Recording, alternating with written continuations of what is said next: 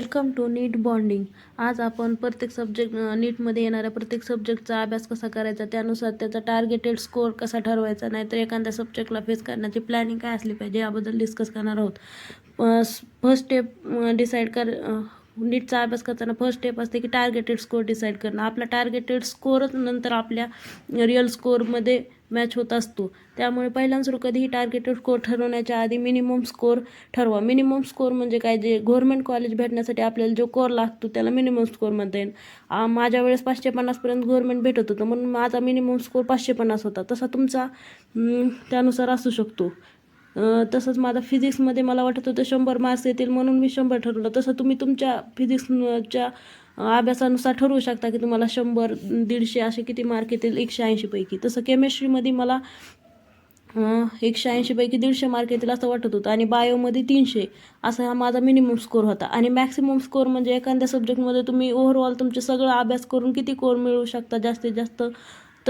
जसं माझा फिजिक्समध्ये मला 150 वाटत होतं, केमिस्ट्रीमध्ये मला 150 वाटत होतं, बायोमध्ये मला 350 वाटत होतं. असा माझा मॅक्सिमम स्कोअर 650 होता. आणि आपला जो मार्क येतील ती ह्या दोन्हीमध्येच असले पाहिजेत, म्हणजे आपल्या मॅक्स स्कोअरपर्यंत, नाहीतर मिनिमम स्कोअरच्या वरी मार्क येतील. म्हणून आपण एखाद्या गव्हर्नमेंट कॉलेजसाठी इलिजिबल असू शकतो जर आपण असा टार्गेटेड स्कोअर डिसाईड केला तर.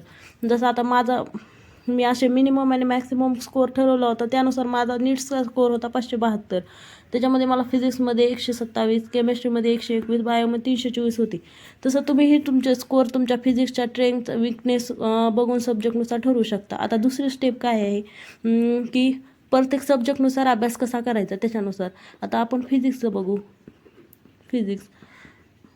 फिजिक्स कन्सेप्च्युअल आहे. याच्यामध्ये आधी पहिल्यांदा तुम्ही 1-2 महिने मेकॅनिक्स शिकायला पाहिजे, मेकॅनिक्सचा अभ्यास. त्यानंतर तुमचे 12चे टॉपिक्स करा.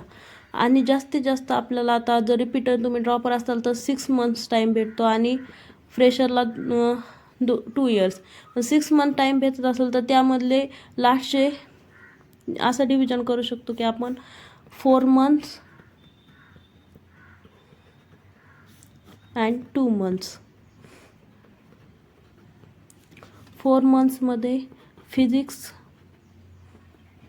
प्लस फिजिकल केमिस्ट्री असे प्रॅक्टिस, आणि last 2 months biology plus organic plus inorganic.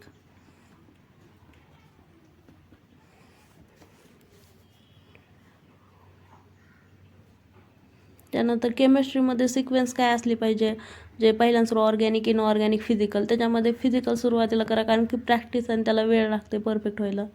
Physical chemistry, नंतर इनऑर्गॅनिक, ऑर्गॅनिक,